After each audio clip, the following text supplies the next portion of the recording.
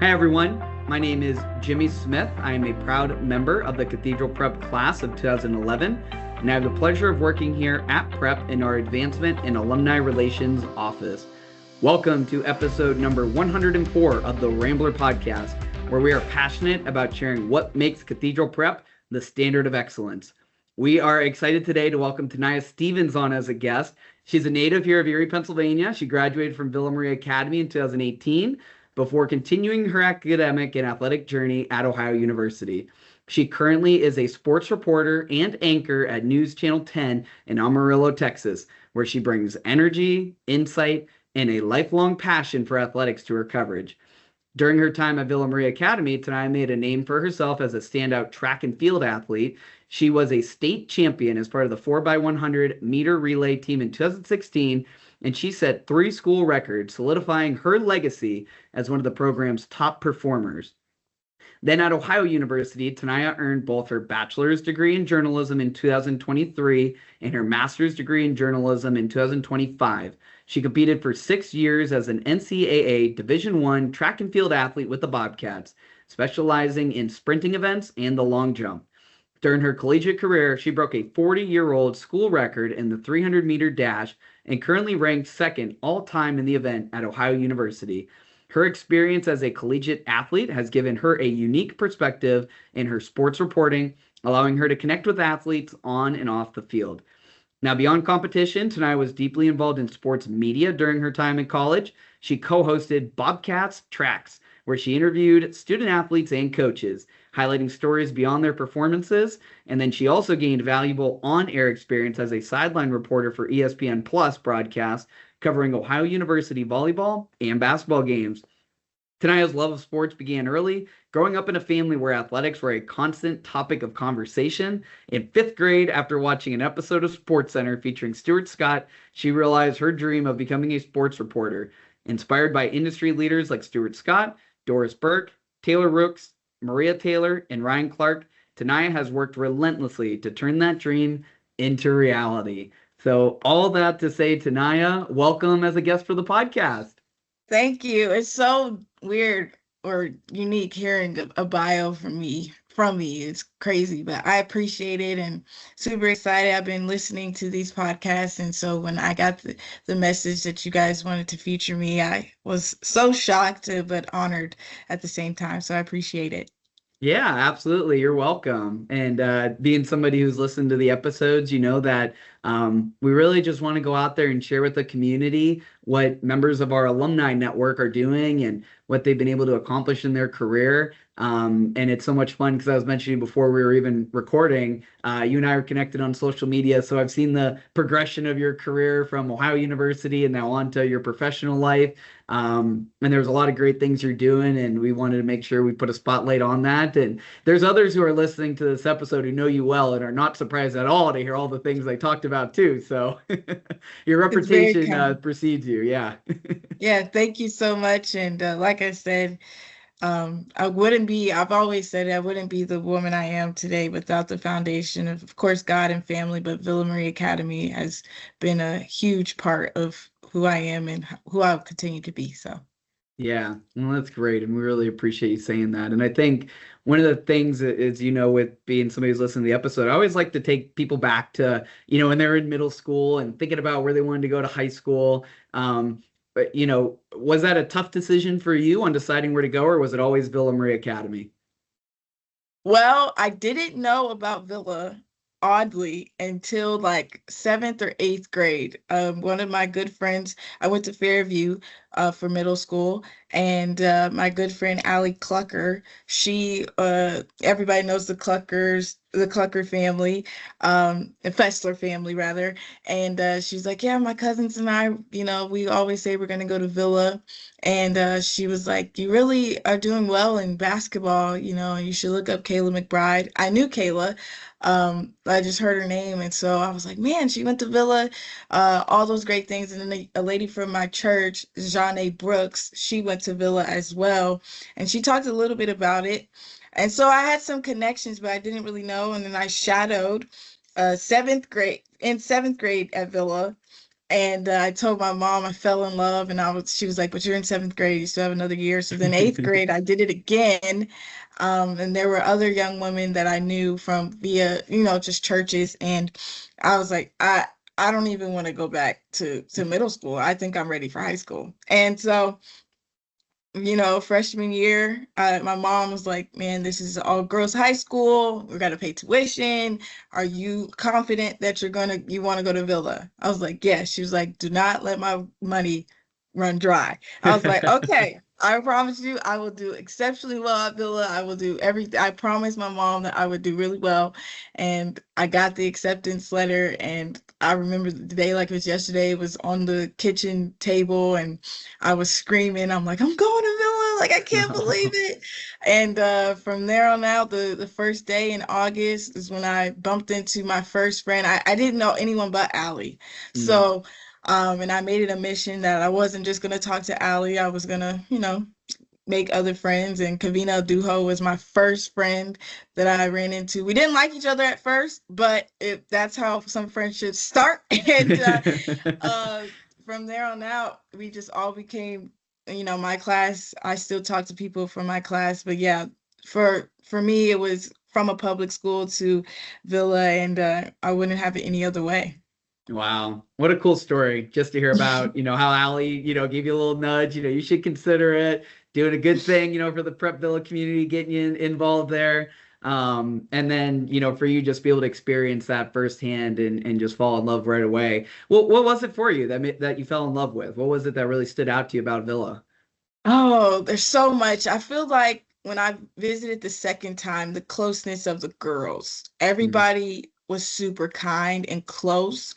Nobody was an outcast. No one felt, like I'm only here because of legacy. I'm only here because my parents are rich. I'm only here because there's a good team. Like all the girls you could tell that everybody just loved each other. And, the school was small. So you had that closeness already, but it was just a great feeling. And everyone thinks like, oh, because they had iPads. I was like, that was the least of my worries. I mean, it was amazing that we were able to have iPads and have it in our hands and stuff of that nature, but the teachers were amazing. The upperclassmen were super kind, and it was just super cool. I even loved the fact that we had uniforms. Like, I just loved all the structure behind it. And everybody knew if you went to Villa, you were a scholar athlete, not just a student athlete, but you had that attached to you, like, oh, she goes to Villa.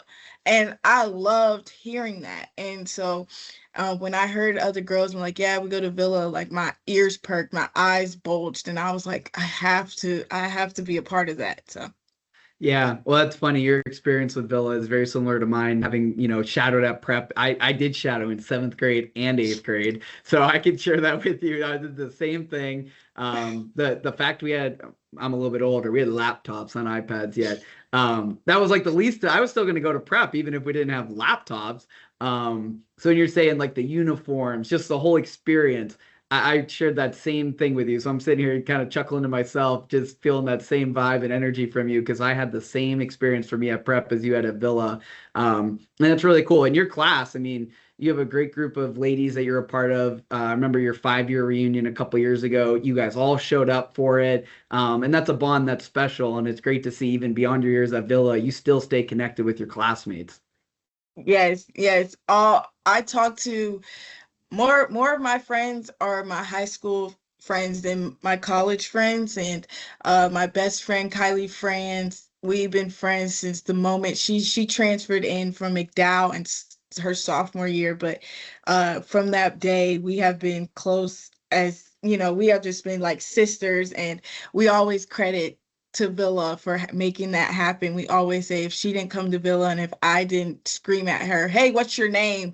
Then we would never have we would never be friends. But she is more than a friend. Her family is my family. But like I said, Megan Howe and Sydney Palermo and Kavino Duho and the list just goes on and on. People just in my mind, Style Henry. It's just so many people from Villa is That's why. It's because of the friendships. And I texted my friend Kavina yesterday about something that happened freshman year, 2014. It was a little small joke, and it just popped up in my head, and I literally sent her a voice message like, I'm in my office right now laughing, and it feels like it happened yesterday. But it's those types of things. And like you said, I came from a great class of very athletic, young ladies, and we had a huge signing class of Division I and caliber Division II athletes, and not just for Villa but prep as well. There's so many great guys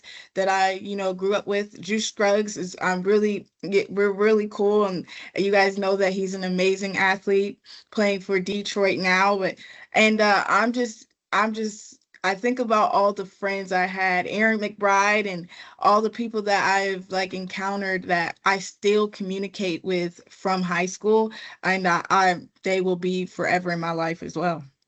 And it's funny, if you went to Prepperville and you're hearing you say all these things, you're nodding your head and you're agreeing.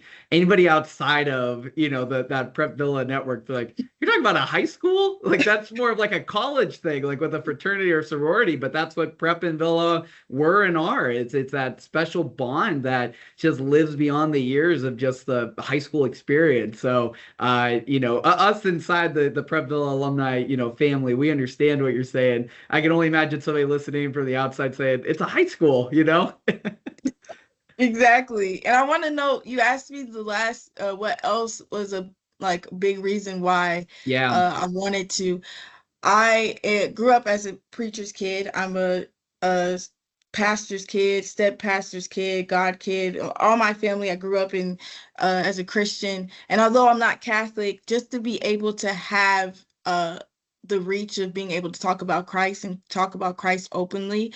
Back in high school for me, it was, it was okay, but now it feels kind of hard to do that. And so having that and being able to talk about God and having the comfortability to talk about, where my denomination as well, and feeling open, even though at the end of the day, no matter who, as long as you worship God, we're still able to talk about it. It was something that I could go home and I tell my mom, like, we talked about this, we talked about that, talked to my dad, talked to my stepdad, and it got me closer with my family on top of my walk with Christ. And that was something that, even though we had two different thought processes, it's still the center of everything is about Christ. And I loved being able to talk to my parents about, in theology class, we talked about this. In theology, we were able to talk about that. And I loved that. Yeah, I think that's the forefront of everything we do here is, of course, I think it's in our vision statement. It says it's a Christ-centered education. And so to your point there, yes, it's a Catholic school and there's Catholic, services you'll be a part of. But greater than that is our commonality, and we all believe in God, and we believe in Christ as our Savior, and that's what is at the center of it all. And we can have conversations with folks with other denominations or people that maybe don't come from a faith background who are coming to prep for the education or the athletics. We can share our faith openly with them and hopefully see that the Holy Spirit will work in their life to bring them closer to God while they're at prep or Villa during those years.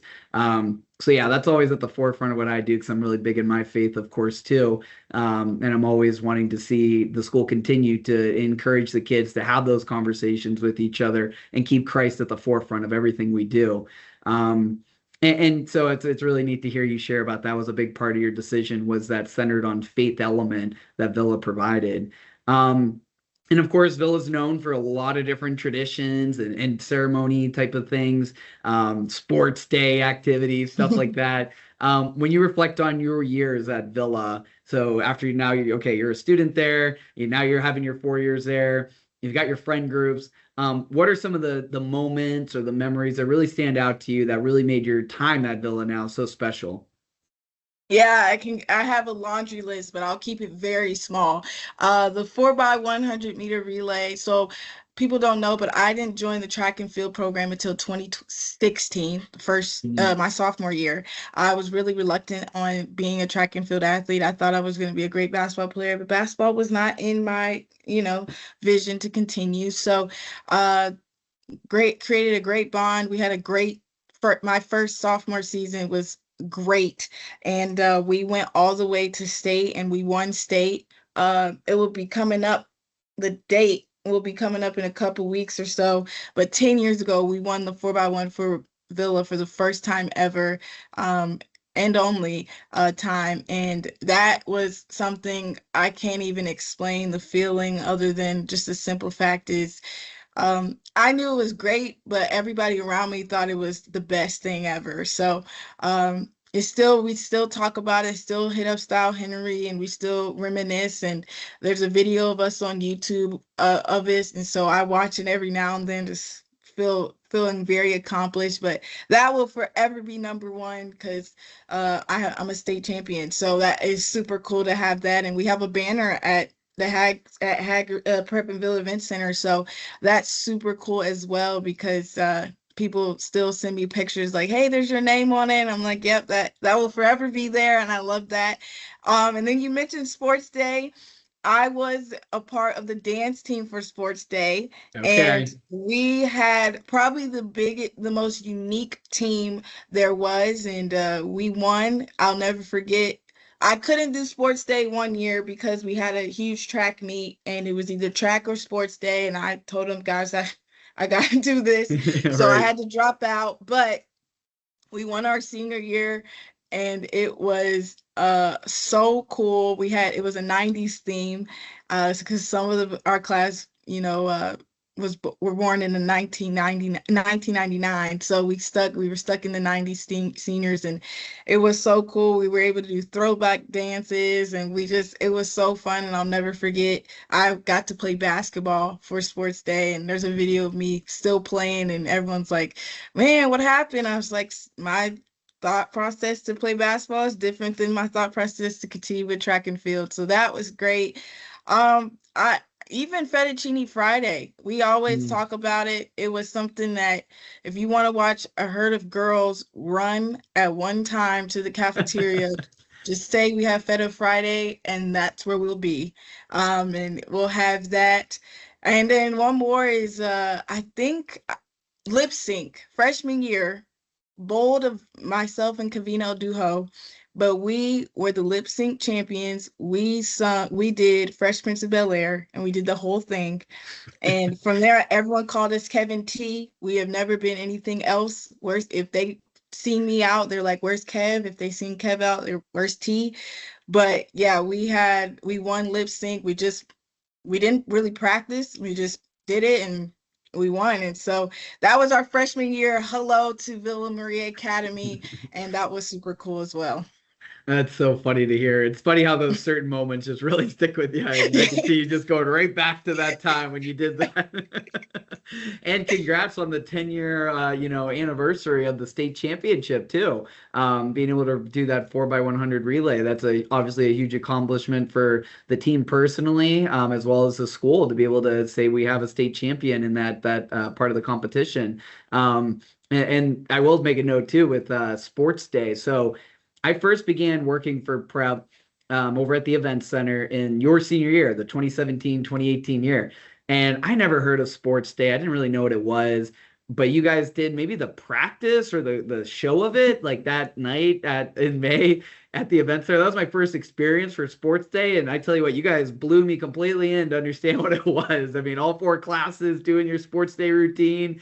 And I was like, wow, I did not know what I signed myself up for, being able to watch this. But you guys did an excellent job. But I was there for your senior Sports Day. So that's great. Yes, we do have a practice. People don't know how. It's so hard to explain to the outside world what Sports Day is and why are we dancing. All we could say is it's a part of Sports Day, and we just dance. It's a part of Sports Day. Yeah, that's so right. Exactly. But it's so cool. It's so cool to have that small thing that nobody can understand but Prep and Villa, and I love it. I love it so much.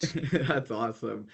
And it sounds like, and people can feel your energy as you're talking about these moments. The friendships, the experiences that you had really helped your 4 years be so amazing. And then kind of last question in regards to Villa specifically before we turn to your career a little bit more. But how did Villa then, help you prepare for your next step in your chapter, for your career, personally, just all the things? Man, Villa helped me in so many ways. Like I said earlier, they really were a big, huge chunk of, just the next step into my career collegiately. And I still talk about Villa as far as my career now. But one of the biggest things is Villa got me out my comfort zone. Odd to say because I am somebody very outgoing, but being able to just figure out what I want to do next. Like I said, as a 10-year-old, I said I was going to be a sports reporter, but there are times where you think like maybe not, maybe it's not it, maybe like don't set yourself short, maybe think about something else as well. And I was really close with my guidance counselor, Miss Peterson, and she really opened my eyes to these are the things that you need to do in the process if you really want to continue on in those next steps. And without her and without a lot of people in the school combined, they wouldn't help me understand what the steps are as far as reaching out and making time management as a student athlete and understanding what you're doing in your next steps, internships and job opportunities and how to email people. Like without Villa, I would not be able to properly form an email to this is my name, this is what I want to do, this is my contact.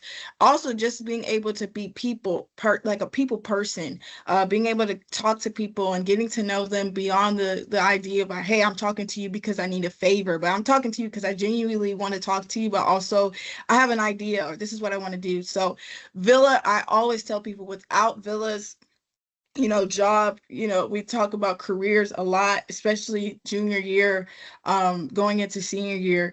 Without them giving us that jump start and that push, I wouldn't be the woman that I am today. Yeah, that's amazing to hear. And I think it's just a testament to everything you're talking about with Villa, of course, with the faith aspect, the friendships, the special traditions the school has. But at the end of the day, we also exist to help prepare kids for the next step in their career. The saying used to be, we take in, your girls or your boys, we turn them into men and women over the 4 years that they're here. And that statement is just so true. It's about preparing these students to be leaders in the community and the next step in their career. For some, that's at the university. For some, that's going right into the workplace, maybe at a family business, or maybe it's, years down the road when they're done with school, going into doing careers like yourself, where you're obviously leading from the charge and, pushing yourself to do great things.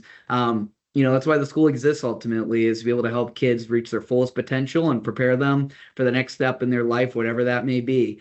And so it's really great to hear about those little things that really make a big difference when putting ourselves out there. I remember my experience going to Slippery Rock for the first time, and you have to write a paper and you realize other kids don't know how to write a paper like we know how to write a paper from our experience at prep. And then at Villa, of course, they see you nodding your head in agreement, because it's just so true. All those little things that we kind of take for granted while you're at the school, you realize long term how much they pay dividends.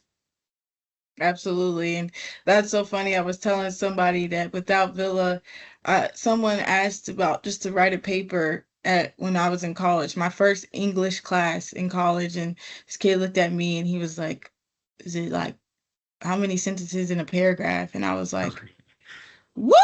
I was like, that's rule number one.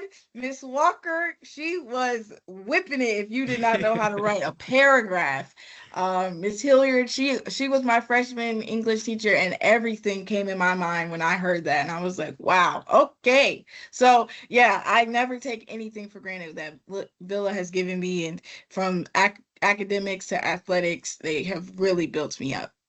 Yeah, and speaking of athletics, then you go on to the University to Ohio, and you go on to continue, break some school records and do some amazing things there. I think I kind of want to start off asking about, a little bit of your track career there. Not many people go on to compete, whether Division 1, 2, or 3, for that matter.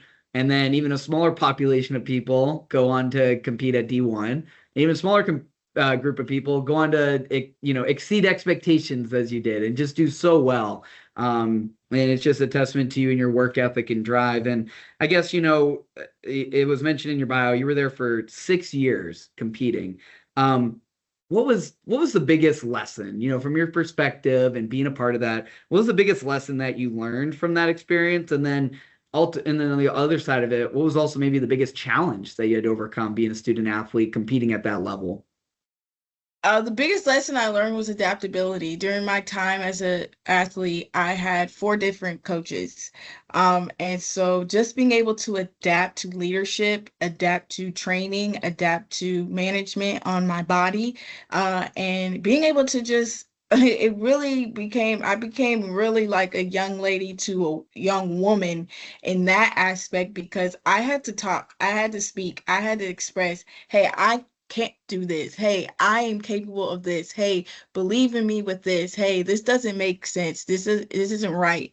And some coaches were different than others, but like I said, adaptability was huge for me. And I've always said track and field was not just something that helped me for a couple years. It was a lifestyle. It was the reason why, I look at my career now, and without track and without management skills, I wouldn't be able to do critical thinking and stuff of that nature, and being able just to talk about the hard things. And so, yeah, adaptability was something huge that I can look back and think about. The hardest thing was I dealt with so many injuries, and people think 6 years, what are you doing there for 6 years? I had injuries on top of injuries. I dealt with COVID, and I also, like I said, coaches changes.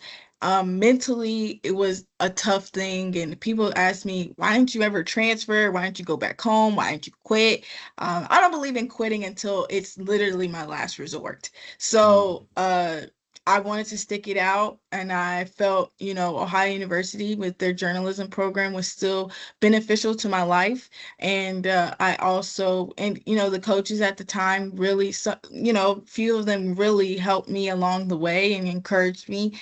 And so, yeah, I wish I could say I had ultimately the best track and field career, but things didn't start really running for me until 2022, and I started in 2018. So it was a tough track and field career, and I always say it's a hard topic. It's hard to talk about because I always wish for something different.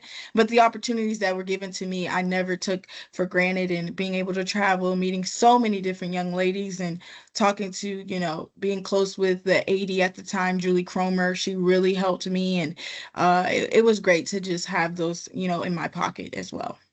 Yeah, no, it's interesting to hear you talk about those different things because it sounds like there was many moments you can look back on and say, this is why God put this here. It was ultimately to prepare me for this next season of my life. And having done that, now I know how to handle other situations.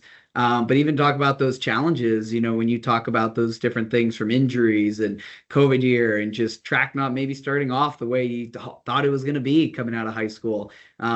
Those are real life lessons that you got to learn at a fast pace. No pun intended. I didn't do that on purpose. But let alone, I think that's just so valuable for me to hear the tenacity in which you approached it, though, and saying, quitting was the only way you were going to quit is it was the absolute last resort if there was no other way. And can you talk a little about that, your mental fortitude? Like, I think so many of us, whether we are somebody listening, they're a current athlete, whether in college or maybe they're here at prep or maybe somebody in their professional career, pursuing something isn't always just going to be a smooth ride. We're going to face challenges and setbacks, and there are going to be times that it just seems insurmountable, and days we question why we're doing what we're doing. Can you maybe talk a little about your mental fortitude and what allowed you to just kind of keep pushing through and being able to be that type of mentality? Yeah, if people don't know, I'm a huge mental health advocate. So in my freshman year, I was redshirted, and ultimately a lot of things trickled down, and I almost attempted suicide and stuff of that nature. And a lot of things changed for me with that.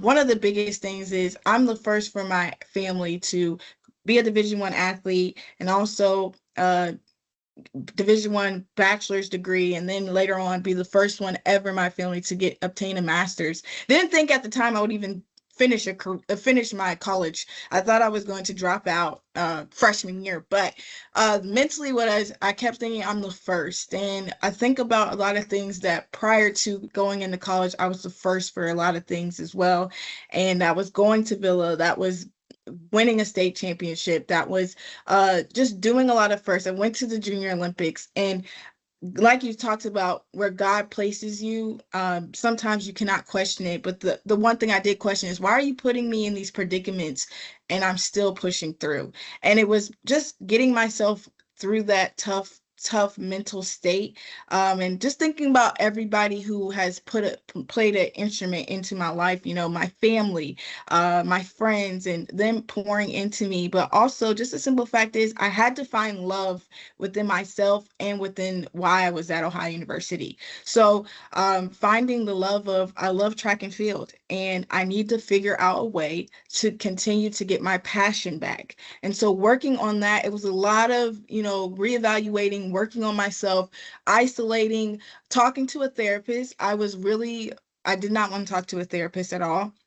My first therapy session, after I had to leave the campus for 2 weeks after they heard about my suicide attempt. So came back on campus and they gave me a therapist, and the first session I didn't speak at all. And I told her, I don't want to talk. I don't want to speak to you.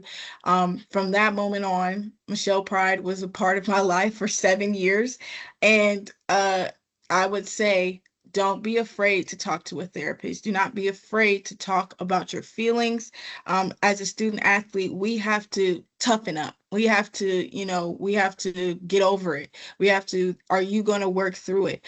But there are people out there that you're able to soften up. You're able to, speak about your feelings. So I had to find passion. I had to realize why I was there and why God put me in the moment, but also I had to reach out and seek help as well. And God is my help. He is my foundation, but there are also people that God has created to be and part of that on earth. And I truly believe therapists are that as well. And like I said, Michelle Pride really instilled a lot of things for me, opened up a lot of things that I was scared to open up about, which in return allowed me to blossom. But just being able to seek help as well really helped me. Well, I really appreciate you opening up to us. I'm sure now it sounds like you're at a lot more peace about those times and those seasons. I'm sure it was really difficult, to your point about not even wanting to talk to your therapist at first, to even talk through those things. But I really appreciate you sharing those comments in that season of your life and just being pretty vulnerable with us, because I'm sure there's some people who are listening who either have had similar experiences or thoughts, or maybe are going through a rough patch in life and they're not there yet, but they're seeking help, in certain ways than others. And that, that plea to say, go talk to a therapist. I mean, that's a great just statement that there's people there who care about you, whether you are affiliated with a church, go see your pastor, your priest at your church, go see a therapist, go talk to a friend, go open up to somebody, you're not alone and people care about you and are there to support you. So then on the side of it, where you were talking about just finding your love of track and field again, especially at that point, it probably felt like a job. It probably felt like something you just had to go do, not when you were a kid in high school to go have fun and be with your friends. And you were obviously super talented. But then it transitioned at some point to be something that was just very, mundane and routine and on top of all the other things you're juggling with school and family. I think that's easy for any one of us to fall into that trap, whether it is the family aspect, the work aspect. We just get lost in that mundaneness. So that's great advice to just kind of get yourself back grounded to, why am I here? What do I love about this place? What do I love about what I get to do? And just give God the glory for that. And ultimately he'll fill your cup with what you need. Yes. And that's so funny. I always tell people I always ask God why, like, fill my cup up. And so I've always expressed that about when I was feeling empty, it felt like I was pouring into a cup, but there was in the bottom, it was just, a hole that the water would just go through. And so I would feel empty. So finding those things one of those huge things is I'm a people person, but I stopped being a people pleaser and stopped worrying about what people think and what people are going to think about me. But ultimately, the only person I'm trying to please is God. So I can be a person all by myself and still do the things that are necessary that are pointing towards him. And in return, that brought me closer to a lot of people. So filling my cup and finding why I'm here. And he makes no mistakes at the end of the day. And so I had to stop saying, I feel like you made a huge mistake of putting me in this position. I cannot handle it. And all the things that were not pleasing to what he has destined for me, changed where I am capable, and in return I went and got a master's degree. So Yeah. Yeah. Now you can look back and see what God was doing and how he was yeah. working in your life and what he's prepared for the next chapter, whatever that may be. But you're battle tested now, right? Exactly. Feel pretty strong now. Feeling pretty strong now. Well, it's great to hear you laugh and see your smile about those times because obviously I know they weren't easy to go through, but through the therapy and the things that you're able to convey, it's great to hear that you're in a good season of life with those things, and now you're being able to realize your dream of working as a sports anchor and doing reporting and whatnot. Talk to us about what that experience is like. You're in the beginning stages of a dream from when you were 10 years old. Yeah. Like you said, 10 years old, Stuart Scott, his beautiful eyes got to me. And then I was like, man, I could talk about sports, and oh my gosh, this is amazing. But people always want to know the steps, and being a student athlete and being a broadcast journalism major is one of the hardest things to do. You got to be hands-on, and our track and field schedule is not, it's a lot of things are not what we can figure out with that. So I was fortunate enough to take some internships, and then my master's degree was 2 years. Track career ended, so I had an extra year on campus, and I took full advantage of every opportunity. Like I said, it was on Bobcat tracks, and then my dream I finally got to do was sideline reporting. And everyone, yeah, it's ESPN Plus, but the letters remain, and so it was super cool to do that. And like I talked about before, my passion was dull for a little bit because of track and field, and I finally got my spark back a couple years ago. But being in this, now working as a sports reporter and anchor for News Channel 10, KFDA News Channel 10, it was almost like God just literally threw it at me. Since 10 years old, I just talked about it a couple of days ago. My mom just talked about it a couple of days ago. She was like, you were 10, you ran up to me and you said, Mom, I want to be like Stuart Scott. I want to be on Sports Center.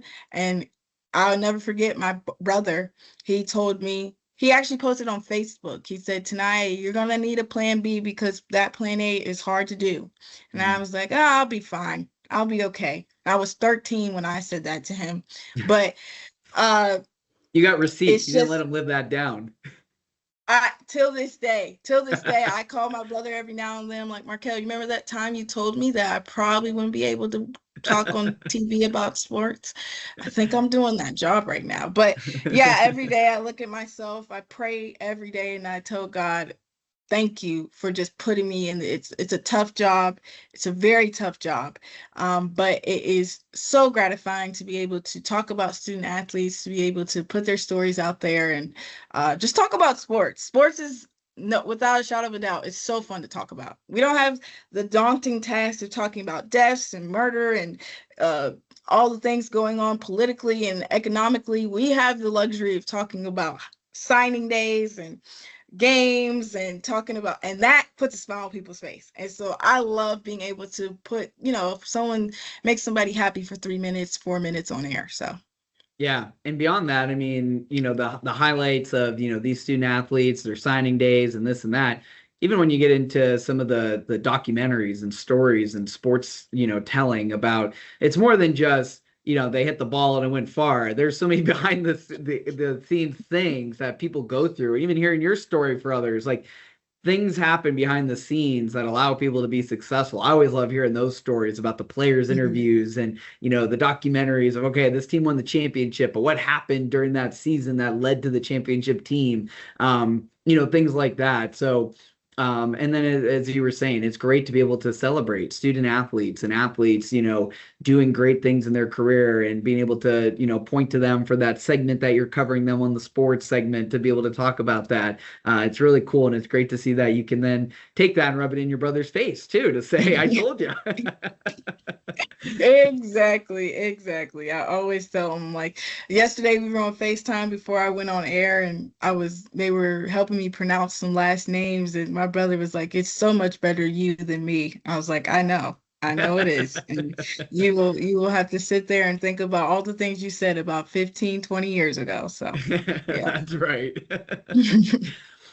So if there's somebody listening to this episode and maybe they're a student at prep or they're in college still and they're thinking about, wanting to pursue a career in sports or sports media or just media in general, and they're listening to you talk about this, what advice would you give them about working towards that goal and making it a reality? Yeah, my first thought like I said, if I wasn't a student athlete, this is what something I would do. And it's simply get out there and be out there early. People say freshman year is kind of tough because you're figuring out why you're on campus, you're figuring out what you want to do. If you know exactly what you want to do, like myself, I knew that I was going to be in broadcast journalism, get in all the clubs. And if you want to, and find something that is catered towards what you're passionate about. If you want to go in political, go on the political news side of things. If you want to go in the sports journalism, go on the sports journalism side of things. If you want to go in agriculture, go on the agriculture type side of things. But not only just predicated on journalism, get a minor in political science, get a minor in sports management. I have a bachelor's degree and I specialize in psychology and sports management, so I had the best of both worlds of being able to talk about psychology and sports management as well. But if you want to do agriculture, get into those. If you want to talk about animals, just find a club, but always find something that is not just predicated on one specific thing. Get yourself out there and be able to get a part of some clubs. Yeah, you're going to be a freshman and they're going to call you little fish or something like that. But how you make your 4 years or 5 years, or in my case, 7 years, how you make those years, they count in the end. And I always said, if I wasn't a student athlete, I wouldn't have to rush the process. And so don't try to rush the process. Find those things, get yourself out your comfort zone. This is, at the end of the day, these 4 years build your resume, these 4 years build your career, and these 4 years build for your next future. Love all that. I think it's so important for people to just understand, you just got to move. You just got to get going. You just got to take action. And if it's something that you want to do, don't delay anymore. You're just wasting time, wasting opportunities that may come your way that you would have missed elsewise. And yeah, you may mess up and you'll mess up on some last names that you'll stumble. I remember even the first few podcast episodes I did here, I remember thinking to myself, oh my gosh, these are going to live on forever. They're going to be on the internet. I'm going to make sure I don't stumble my words or look dumb. And you just do it, right? You do it enough times, then it becomes second nature to facilitate the conversations and do that. But I just love that that's your advice for students, is to just put yourself out there, take action, get out of your comfort zone. You're building your resume and take advantage of that. Yeah. Like I said, my freshman year was probably a huge piece of why I took couple steps backwards and now I'm taking steps forward, but I also use it as a catapult. Yeah, you're gonna get to the freshman partying stages and stuff of that nature. I'm very proud of you if you don't get there. That's the reality of life, and it's a completely different thing when you get to college. Big people, like big scenery and stuff of that nature, but at the end of the day, still progress. And I told people there's a lot of things you got to sacrifice when you're in college, and don't let the biggest thing is don't let people take away the degree that you're obtaining away from you.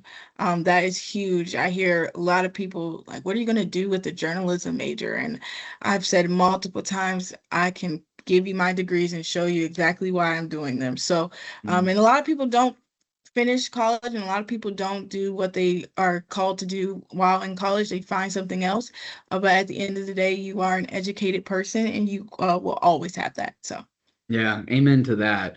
And I love the confidence and the energy, from your voice about that. You're convicted. You know why you were doing what you're doing, and you were keeping on that path. Even though some things may have came up, you still never diverted from your ultimate vision. And so I know it's early on in your career, and you looked up to and you continued to Stuart Scott, at ESPN. But what's next for you? I know this was the past July, so almost coming up on a year that you've been down there in the current position you're in now. But what's the vision for your career path? What's next? Yeah, I obviously want to still stay in sports. And I always wanted to get back onto the sidelines of things. To know me is to know I love football, and I always want to be where Taylor Rooks is at right now, and be able to be on the sidelines telling stories, interviewing players, being able, I love sideline reporting. And we have live shots during news, and people always say you're just a little bit different when you're on air, when you're out on the field, and it's just the adrenaline of being out there. But yeah, what's next for me and what hopefully, like I said, I started in at News Channel 10 in October. So I'm still in the small stages, coming up on 7 months with that. But I wouldn't have it any other way. And I feel as if I'll be here for a good amount of time before I can get to that next level. But the ultimate goal is always to get back into those four letters and be able, now women's basketball is such a huge thing right now. Really want to get into hopefully talking some women's basketball and be on the sideline for that. Yeah, well, that'd be great. Wherever they place you, I know you're going to do great things. You're continue to strive with excellence in all that you do. So it's awesome to hear. I appreciate that. Thank you so much. You're welcome. And this has been such a fun conversation to have with you, to just get a little bit behind the scenes into your story and to hear about your time at Villa and then at Ohio University and your career. I just have one more question for you, as we start to wrap things up here for this episode. It's a common theme question that I ask all the alumni who come on as a guest. It's a fun one to end on. But if you could go back in time, and knowing what you know now, to speak at your Villa graduation, what message would you deliver to your classmates at that time?